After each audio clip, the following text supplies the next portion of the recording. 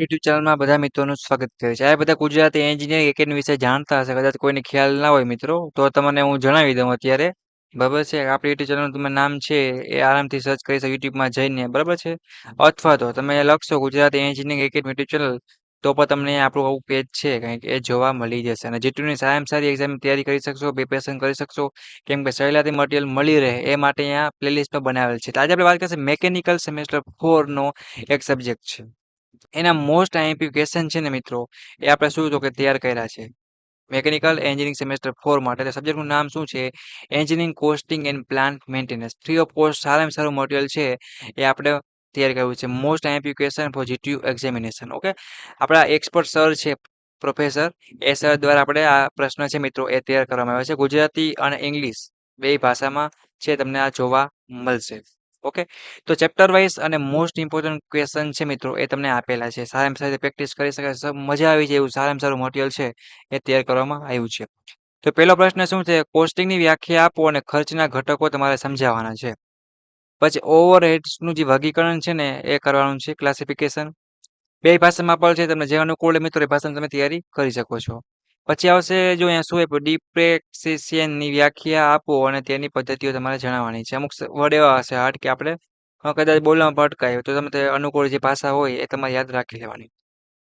પછી તફાવત આપવાનો, સેલિંગ પ્રાઇસ અને કેટલોક પ્રાઇસ વચ્ચેનો તફાવત છે મિત્રો એ તમારે આપવાનો છે.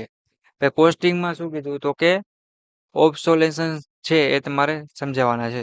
પછી ચેપ્ટર નંબર 2 ની વાત કરીએ તો ચેપ્ટર 2 કયું છે મિત્રો? Break even analysis. બરાબર, એની અંદર વાત કરીએ તો ફિક્સ્ડ કોસ્ટ અને વેરિયેબલ કોસ્ટની વ્યાખ્યા તમારે આપવાની છે. પહેલો પ્રશ્ન આ. પછી બ્રેક ઇવન પોઈન્ટની વ્યાખ્યા આપવાની છે, શોર્ટમાં બીઈપી. બરાબર છે. ઉદ્યોગમાં બીઈપી નું મહત્વ શું છે એ તમને ખબર હોવી જોઈએ. બ્રેક ઇવન એનાલિસિસ છે એ તમારે જણાવવાની છે. એઝ્યુમ્પશન કહેવાય છે. બ્રેક ઇવન ચાર્ટ છે એ દોરીને તમારે સમજાવવાનું છે. તો ચેપ્ટર 2 માં 5 પ્રશ્ન છે કે તમારે ખાસ, મીન્સ કે ચેપ્ટર 2 માં આ 5 પ્રશ્ન તમને આવડતા હોવા જોઈએ. પછી ચેપ્ટર 3 ની મિત્રો વાત કરીએ તો કોસ્ટિંગ એન્ડ જે વેલ્ડિંગ છે, ફેબ્રિકેશન એન્ડ મશીનિંગ શોપ. એની અંદર વેલ્ડિંગ કોસ્ટ અંદાજન પદ્ધતિ છે અને ગેસ વેલ્ડિંગ અને આર્ક વેલ્ડિંગ કોસ્ટ સમજાવવાનું છે. આ બે પ્રશ્ન. પછી નીચે વાત કરીએ તો ફેબ્રિકેશન કોસ્ટ અંદાજન સમજાવવાનું છે. પછી વાત કરીએ લેથ મશીનમાં મશીનિંગ કોસ્ટ ગણતરી તમે સમજાવવાની છે. સોલાર રૂફટોપ કોસ્ટિંગ તમારે સમજાવવાનું છે. પછી ચેપ્ટર 4 ની વાત કરીએ તો એની અંદર છે કોસ્ટિંગ. ચેપ્ટર 4 કેવું છે મિત્રો તમારું? તો કે કોસ્ટિંગ ની અંદર વાત કરીએ ફોર્જિંગ છે અને કાસ્ટિંગ શોપ, કે ફોર્જિંગ કોસ્ટ અંદાજન સમજાવવાનું છે. Explain forging cost ashes, means કે એસ્ટિમેશન જે તમારે ઇંગ્લિશમાં કહેવાય. લોસ સાથે કાસ્ટિંગ કોસ્ટ તમારે સમજાવવાનું છે મિત્રો. પછી વાત કરીએ પેટર્ન મેકિંગ કોસ્ટ છે એ તમારે સમજાવવાનું રહેશે. આપણે એવું થોડુંક ઝૂમ કરી નાખીએ તો તમને એટલીસ્ટ જોવામાં સરળ રહીએ. બરાબર મિત્રો. એક્સપ્લેન કરવાનું છે calculation of material cost and component. બરાબર છે. ફોર્જિંગ લોસની વ્યાખ્યા આપો અને તેના પ્રકાર છે એ તમારે સમજાવવાના છે. ચેપ્ટર નંબર 5 ની વાત કરીએ મેન્ટેનન્સ કોન્સેપ્ટ એન્ડ. બરાબર છે. એના પર શું છે કે મેન્ટેનન્સની વ્યાખ્યા આપો અને તેના ઉદ્દેશો છે ને એમ ઓબ્જેક્ટિવ એ તમારે જણાવવાના છે. પ્રિવેન્ટિવ મેન્ટેનન્સ છે ને એ તમારે જણાવવાનું છે. પ્રેડિક્ટિવ મેન્ટેનન્સ છે. પ્રેડિક્ટિવ ઇંગ્લિશમાં તમને સહેલું પડશે મિત્રો, એ પ્રમાણે તૈયારી કરીને જજો. બ્રેકડાઉન મેન્ટેનન્સ છે એ તમારે સમજાવવાનું છે. પછી મેન્ટેનન્સ પ્લાનિંગ અને શેડ્યુલ તમારે સમજાવવાનું રહેશે. પછી તમે 6 ની વાત કરીએ તો એની અંદર મશીન ડાયગ્નોસ્ટિક એક કેવો શબ્દ છે કે આપણે બોલવામાં મજા નથી આવતી, પણ તમારે પાકો કરવો પડશે. એવું લાગે તો એ જોઈ લેવાનું છે. ડાયગ્નોસ્ટિક્સ. બરાબર છે. વ્યાખ્યા આપો અને તેનું મહત્વ સાથે તમારે સમજાવવાનું રહેશે. મશીનિંગમાં વાઇબ્રેશનના કારણો સમજાવવાના છે મિત્રો. મેન્ટેનન્સમાં થર્મલ એનાલિસિસ છે એક પ્રકારનું શું કહી શકે એનાલિસિસ છે મેન્ટેનન્સ. એટલે કે explain thermal analysis in maintenance એ તમારે ખાસ જોવાનું રહેશે. પછી રૂટ કોઝ એનાલિસિસ છે, શોર્ટમાં આરસીએ સમજાવવાનું છે. બરાબર છે.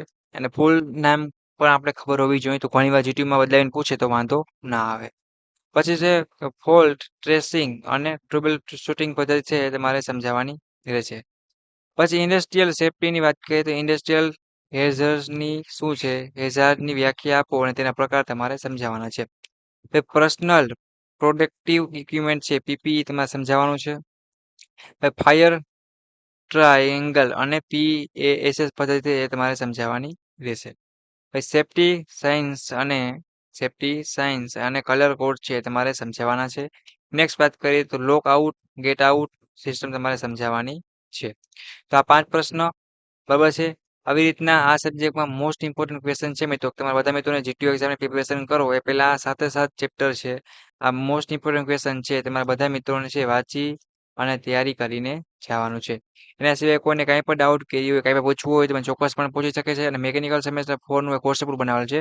તો જે મિત્રો હજી સુધી જોઈન્ટ ના થયા હોય ફટાફટ જોઈન થઈ જાય છે. મિકેનિકલના બધા સબ્જેક્ટના આવા ઇમ્પોર્ટન્ટ વિડીયો મેળવવા માટે. એના સિવાય કાંઈ પણ ડાઉટ કરી હોય તો ચોક્કસપણે મને પૂછી શકો છો. Thank you for watching Gujarat engineering academy YouTube channel.